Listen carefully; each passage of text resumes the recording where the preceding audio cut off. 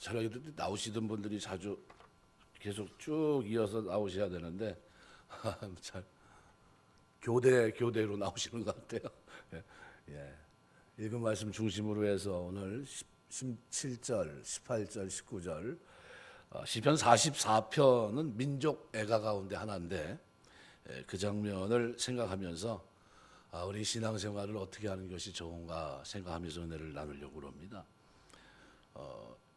BC 701년서부터 699년경에 사내립의 남유다 침공 사건을 배경으로 하고 있는데 1절에서 8절까지 말씀을 보시면은 과거 이스라엘 열조에게 베풀었던 그 은혜, 이스라엘 자손을 애굽에서 구원하시고 가나안 땅을 기업으로 얻게 하신 그 하나님의 은혜를 회상하면서 오직 하나님을 의지하고 선민을 압제하는 자들을 대적해서 승리를 거두겠다고 하는 신앙 고백을 기록하고 있습니다.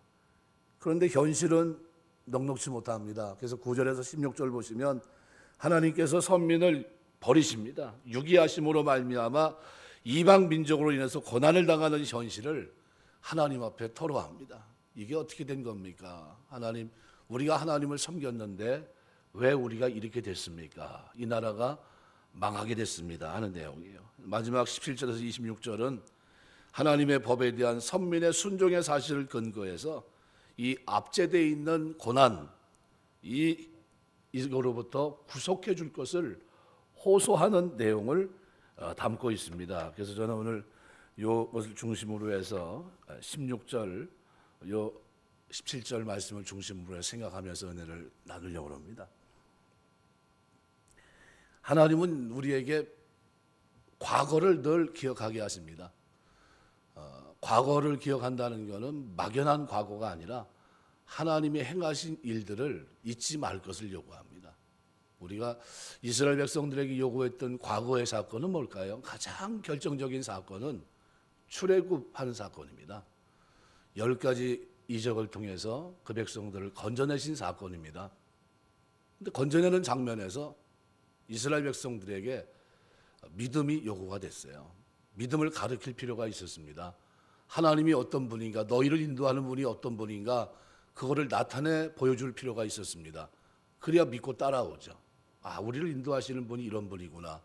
그분이 언약하셨던 그분 여호와 하나님이 분명히 맞는 것 같은데 그 하나님은 샤다이 하나님이라는 것을 말하고 싶었던 거예요. 그런데 10가지 이적을 통해서 그 백성들을 인도했는데 제일 먼저 도착한 곳이 어디입니까? 홍해 앞이에요. 홍해 앞에.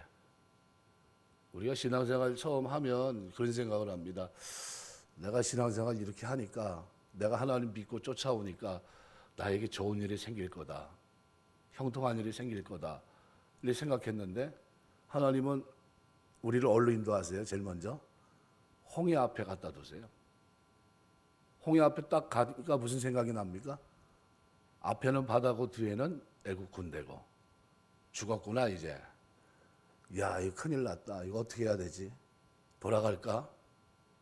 다시 돌아가자 하는 사람도 있고, 또 원망하는 사람들도 생기고, 모세를 아주 안 좋게 쳐다봅니다. 왜 우리를 구원해서, 우리를 인도해서 홍해 앞에 저 애굽에 죽을 장소가 없어서 우리를 여기까지 인도해서 우리를 죽이려고 하느냐, 이런 생각을 합니다. 그리고 막 돌로 치려고 그래요. 하나님은 뭘 원하셨을까요? 우리가 하나님을 믿으면서 믿음 생활 시작하면서 제일 먼저 하나님은 내가 너희 주인이라는 것을 알기를 원하세요. 우리가 왕이신 주님을 섬기는 줄 믿습니다. 우리를 구원하시는데 단순히 구원만 해주는 게 아니에요. 기적만 보라고 하신 것이 아닙니다. 그 하나님을 믿고 신뢰하는 그런 하나님의 백성이 되기를 원하셨던 거예요. 그래서 이스라엘 백성이 구름 기둥, 불 기둥으로 인도하시고, 그리고 이 홍해 앞에 왔을 때 그냥 가만히 있으면 됩니다. 왜요? 하나님이 글로 인도하신 것은 홍해를 갈라서 그 바닷길을 난 마른 땅처럼 지나가야 하시는 귀한 일을 하나님이 예비하셨기 때문이에요. 근데 간혹 우리는 신앙생활 하면서 착각을 합니다. 이게 뭐지? 내가 이렇게 하나님을 섬기고 믿고 의지하는데 왜 나의 삶에 이런 고난이 찾아오지? 이렇게 생각합니다. 좋은 일로, 좋은 일들로 꼬리에 꼬리를 물면서 와도 내가 믿을까 말까 한데 왜 하나님은 나에게 이렇게 안 좋은 장면으로 날 인도하시지? 이런 생각을 대번에 해요. 하나님은 그런 믿음이 없는 그들을 어떻게 해요? 바닷길을 내시고 마른 땅처럼 동풍이 불게 하셔서 아라비아 광야에 그 사막 바람이 불게 하셔서 어떻게 해요? 진흙과 같이 질어져 있는 땅을 마른 땅처럼 지나게 하십니다. 쫓아왔던 애국 군대를 그곳에서 수장시켜 버리세요. 그리고 그 백성들을 인도하셨는데 가나안 땅으로 인도하시는데 그러면 가나안 땅은 뭐 좋습니까? 예, 좋습니다. 아주 말 그대로 갈만한 땅이에요. 비옥한 땅입니다. 그런데 가나안 땅에 들어가기 전에 정탐꾼을 보냈는데 어때요? 예, 원망합니다. 다 죽게 됐다. 원망합니다. 그들을 다 어떻게 해요? 40년간 그들이 광야에서 다 죽게 됩니다. 한 200만 되는 사람이 날마다 장례식을 치러요. 그러면서 무슨 생각을 합니까? 우리가 하나님 앞에 죄를 졌구나.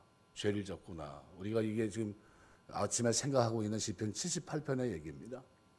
우리가 하나님 앞에 죄를 졌구나 하고 하나님 앞에 어떻게 해요? 울며 매달립니다. 진짜가 아니었는데도 하나님이 속아주세요. 근데 그 광야에서 하나님께서 광야길로 인도하신 이유가 뭡니까? 이제 좀 하나님을 섬기고 쫓아가면 그냥 가나안 땅으로 확 들어가서 살게 하시지. 그렇게 하지 않고 어떻게 해요? 광야에 집어넣으세요. 40년간 훈련시킵니다. 어떻게 훈련시킵니까? 하나님의 능력으로 사는 걸 훈련시킵니다. 말씀으로 사는 것을 철저히 훈련시켜요. 우리가 믿음 생활하면 좋은 길로 모든 것이 다 준비되어 있고 하는 그런 것으로 인도할 줄 알았는데 하나님은 내 상식 바깥에 이해가 되지 않고 납득이 되지 않고 설명이 되지 않는 홍해 같은 곳, 광야 같은 곳에 나를 끌고 가세요. 그리고 그 자리에 내려놓으세요. 그리고 거기서 뭘 배우라는 겁니까? 하나님을 배우라는 거예요. 하나님을 알아가라는 거예요. 나를 구원하시고 너를 구원하신 그 하나님이 누구인지를 하나님은 알길 원하셨어요. 최소한 홍해를 건너는 그 장면을 통해서 하나님이 어떤 분인가 하는 것을 알기를 원하셨어요. 그런데 광야에 가서 대번에 그들의 입에서 나온 말이 뭡니까? 원망이에요. 원망. 다 죽게 됐구나. 여기 뭐가 없어요? 마실 물이 없고 여기는 먹을 것이 없는 것이고 여기는 뭐가 우글거려요? 독충과 뱀이 우글거리는 것이고 다 죽게 됐구나. 원망합니다. 근데 하나님은 그들을 통해 거기서 뭘 준비하셨어요? 이것이 뭐냐 하는 만나를 준비하셨고 반석에서 나오는 물을 예비하셨고 그 물이 흘러 시내가 되게 하시는 역사를 이 기이한 일들을 예비하셨어요. 하나님은 뭘 가리키고 싶었던 겁니까? 하나님의 전능하심을 그들이 알게 원하셨어요. 기이한 일을 행하시는 하나님이라는 것을 그들이 알기를 원하셨어요. 우리가 인생길 걸으면서 이해가 되지 않는 장면, 아무리 생각해봐도 내가 잘못한 것이 없는데 납득이 되지 않고 설명이 되지 않는 그런 막다른 골목 같은 장면을 만나게 되면 하나님 앞에 무릎 꿇고 기도하시길 주의 이름으로 축원합니다. 원망하지 말아야 돼요. 그때는 뭐예요? 하나님이 나에게 기이한 일들, 내가 알지 못했던 놀라운 영적인 축복뿐만 아니라 육적인 축복까지도 주시기 위해서 어떻게 해요? 고난의 틀 속에 집어넣은 거예요. 그리고 어떻게 해요? 기도하게 하시는 거예요. 제가 96년도에 목사 안수를 받았습니다. 과거 이야기를 쭉 해보면 몇 년 개척교회도 한번 해봤고 또 몇몇 사람들과 개척을 시작해서 이제 어느 정도 되는 교회도 형성을 해서 장로님도 몇 분 있는 교회를 섬겨봤고 그러면서 제가 고민한 게 뭐냐 하면 나는 선교하는 교회를 해야 되는데 그런데 그분들은 생각이 우리는 끝났고 앞으로 오는 사람들이 땅도 사고 교회도 짓고 선교도 하고 구제도 하고 했으면 좋겠다는 거예요. 그게 제가 숨이 확 막혀요. 내가 앞으로 이런 사람들하고 같이 목회를 해야 되나? 아무리 생각해도 변화될 것 같지 않은데 3년을 금식했어요. 제가 3년을 한 열흘 금식을 여러 차례 하고 1년에 한 적어도 한 10분의 1 이상은 금식한 것 같아요. 3년간 늘 하나님 앞에 기도하면서 하나님, 제가 선교에 대한 비전이 있는데 이 비전을 이루어야 될 것 같은데 이것이 제 인생인 것 같은데 그 길로 가고 싶은데 하나님 방법이 없습니다. 기도했어요. 그리고 한 14년 전에 제가 그 교회에 사임하게 됩니다. 사임하고 나왔어요. 그리고 한 2달 후에 어느 교회로 부임해 갑니다. 그 일들 속에서 하나님이 역사하세요. 어떤 알았던 어떤 한 목사님, 저는 수원로에 소속돼 있는데 서수원로에 소속돼 있던 어떤 목사님 한 분이 저를 부릅니다. 제가 개척하겠다고 병점에 어느 상가 지하를 개척을 한다고 내가 계약을 딱 했어요. 500만 원 날렸어요, 계약금. 계약하고 딱 돌아가는데 그 목사님이 부르는 거예요, 오라고. 서수원내 어느 교회 목사님 찾아갔더니 대뜸 저한테 이렇게 얘기합니다. 동탄 이지구 초입에 이런 교회가 있는데 그 교회 목사님 은퇴하려고 하는데 내가 당신을 그곳에 보내주고 싶다는 거예요. 그래서 목사님 그 무슨 뜬금없는 소리냐고 그랬더니 내가 기도를 해봤는데 당신이 딱 적임자라는 거예요. 그래서 그러시냐고. 어딘데요? 동탄이래요. 저희 집사람하고 저 평택 윗동서가 평택에 있는데 옛날 지나가면서 제가 선으로 말하면서 야, 저런 교회에서 예배드리고 신앙생활하면 참 좋겠다 했던 그 교회인데 나중에 가보니까 그 교회예요.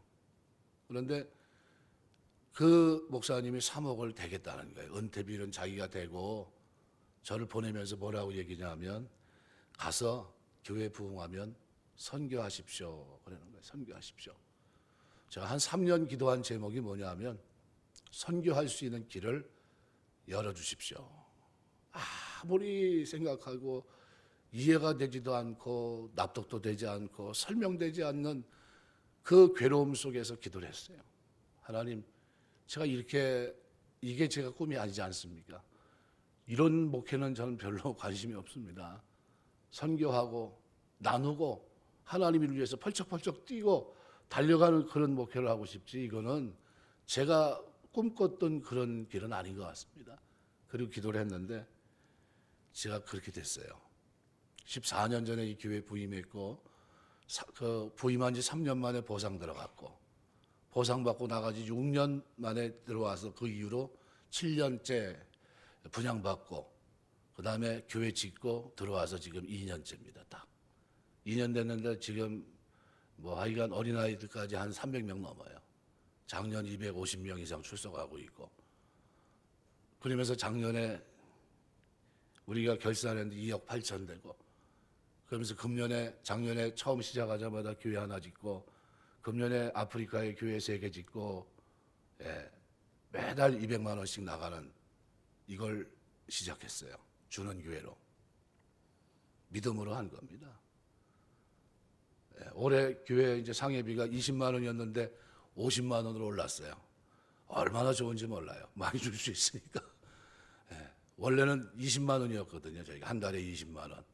1년에 기껏해야 한 240만 원 분이 안 되죠. 근데 책정을 했는데 35만 원 책정했더라고요. 근데 그 재정부 노회 회계목 장로님 붙잡아서 얘기했어요. 장로님, 우리가 2억 8천이면 얼마 내야 됩니까? 그랬더니 50만 원 내야죠. 근데 왜 35만 원이야? 내가 그랬어요. 그게요, 100% 올려주는 데는 없고 목사님 교회가 20만 원 냈었으니까 95%로 해가지고 35만 원 올렸대. 그래서 이게 결정이 된 거래요. 그래요? 노회 끝나기 전에 제가 앞에 나가서 그랬어요. 이런 게 어딨냐? 우리는 더 내고 싶다 그랬어요. 더 내고 싶다. 50만 원으로 올려라. 그래서 제가 회계부 재정 보고하는데 그랬어요. 우리 건 50만 원으로 바꿔서 받는 거로 해가지고 바꿔버렸어요. 그러고 들어왔는데 기분이 얼마나 좋은지 모르겠어요. 주는 교회로, 주는 교회. 우리가 살아가면서 막막한 일이 생겼을 때, 그때는 하나님이 우리를 광야로 집어넣으신 거예요. 광야. 뭘 보시게 하시려고요? 기이한 일, 내 인생 속에 내가 상상하지도 못했던 길로 인도하시기 위해서 집어넣은 거예요. 그때는 뭐 하라고 집어넣은 거예요? 기도하라고. 한번 따라서 하시죠. 기도하자. 기도하라고 집어넣은 거예요. 기도하라고. 그때는 아무것도 안 보여요. 사람들이 나를 봐도 나를 조롱하는 것 같고, 내 인생은 이게 뭔가 비하감도 들고 별의별 생각이 다 들어요. 근데 그때는 뭐 해야 돼요? 엎드려야 돼요. 하나님 앞에 엎드려야 돼요.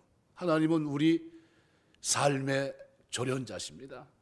우리를 정확하게 조련하세요.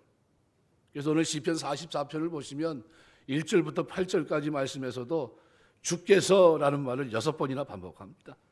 이스라엘 민족의 고난이 주님과 무관하게 발생한 일이 아니란, 하나님이 하셨다. 하나님이 아시고 하나님이 인도하시고 있고 하나님의 주도하에 그러한 일이 벌어지고 있다는 것을 역설하고 있어요.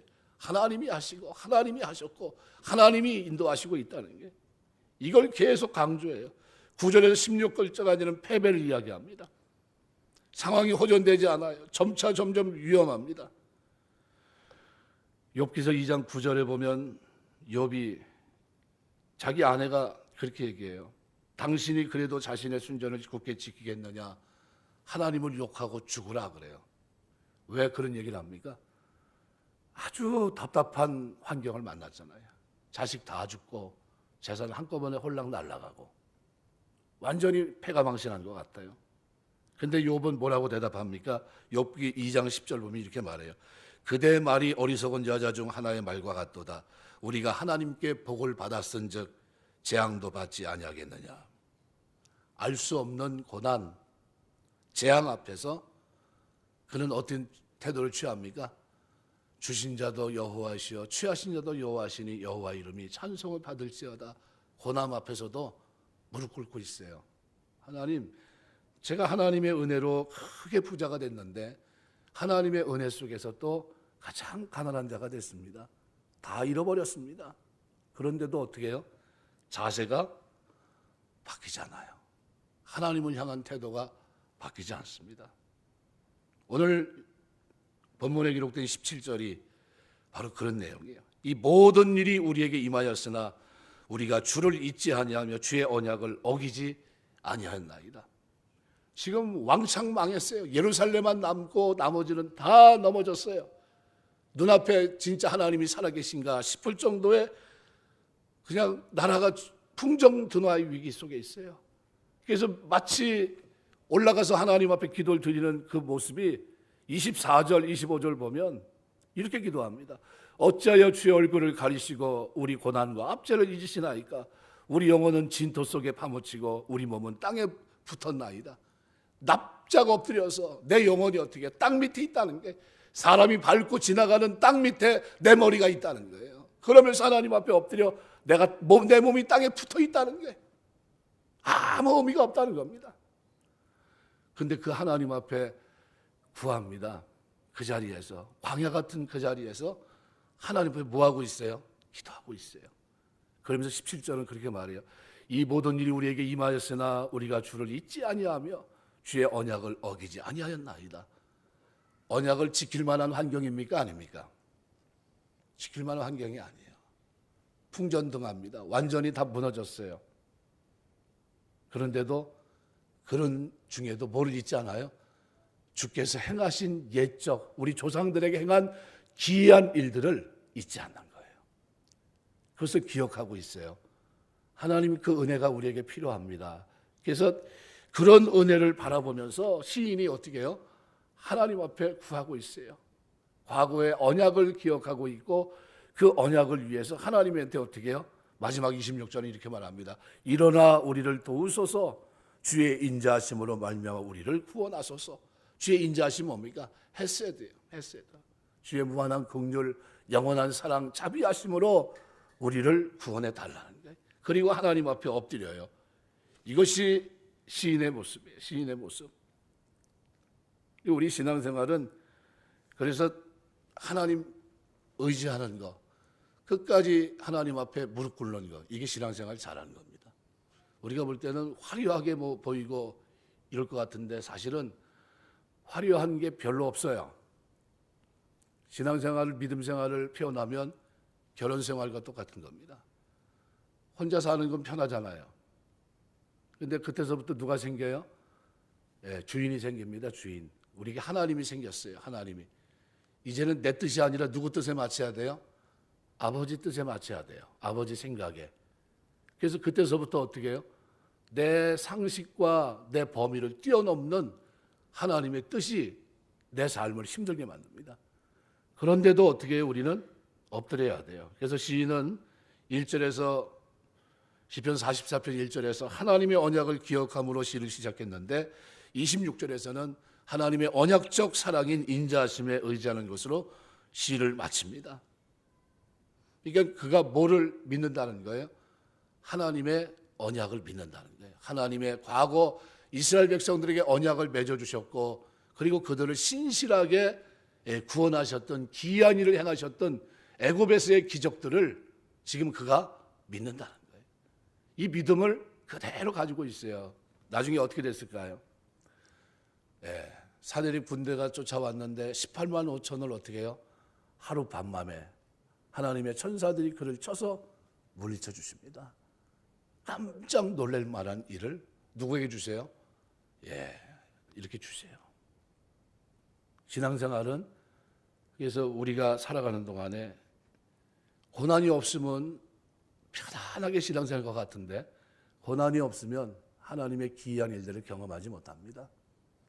여러분이 고난 속에서 이기시길 주의 이름으로 축원합니다. 제가 개척교회에서 섬기다 보니까 어떤 친구가 저한테 그러더라고요. 와서. 그땐 전도사였죠. 전도사님. 제가요. 개척교회를 이렇게 섬기고 11절 때 먹은 적도 없고 교회 필요한 대로 다 섬기고 했는데 왜 이렇게 안 될까요? 왜 이렇게 그냥 시원시원하게 안 풀릴까요? 그럽니다. 그런 친구가 있었어요. 그래서 내가 하나님 뜻이 있나 보지. 한번 더 깊이 기도해봐. 근데 그 친구는 제가 가만히 보니까 제가 관찰해 봤어요. 근데 중요한 순간이 제가 판단했을 때 중요한 순간이 뭐냐 하면 기도하고 매달리고 가만히 있어야 될 그 시간이에요. 그때 꼭 자기 멋대로 해요. 기도도 안 하고 그때 자기 결정대로 해요.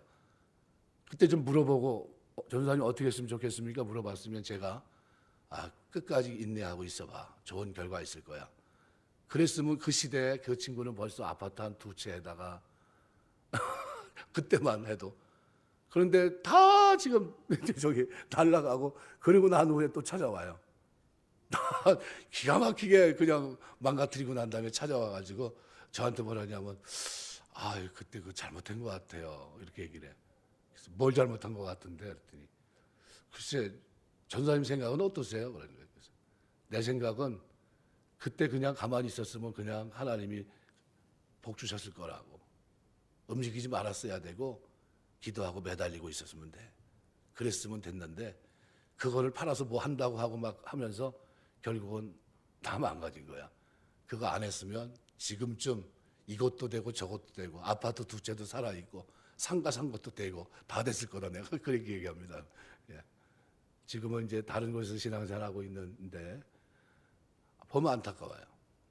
보면 우리가 이 신앙생활 하시면서 우리가 하나님을 섬기며 사는 동안에 주로 가장 힘든 장면이 어떤 장면입니까? 바로 이런 장면이에요.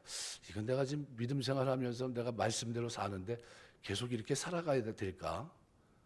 이건 내가 하나님 언약을 지키고 믿는다고 하면서 기도하고 있는데 이 기도를 계속해도 되나? 이 기도가 진짜 이루어지긴 이루어지는 건가?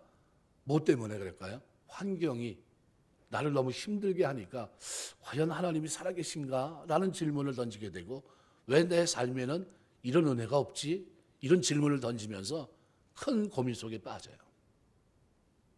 그때 하나님이 나를 어디로 인도하신 겁니까? 저를 놀라운 기적을 통해서 어떻게 해요? 홍해 앞에 갖다 놓으신 거예요. 나를 어디다요? 광야 앞에 끌어놓으신 거예요. 나를 생각지도 못한 환난 앞에 세워놓은 겁니다. 그리고 어떻게 해요? 그리고 말씀하시는 거예요. 내가 널 도와줄 테니까 믿음을 가지고 있어봐. 지켜봐봐. 인내해봐. 기도 한번 해봐. 낙심하지 말고 좌절하지 말고 낭망치 말고 내 믿음이 있음을 나한테 한번 보여봐. 그러는 거예요. 근데 그때 이스라엘 백성들이 생각하는 생각이 우리의 삶에 그대로 반영이 돼요. 상식적인 이야기들. 그죠?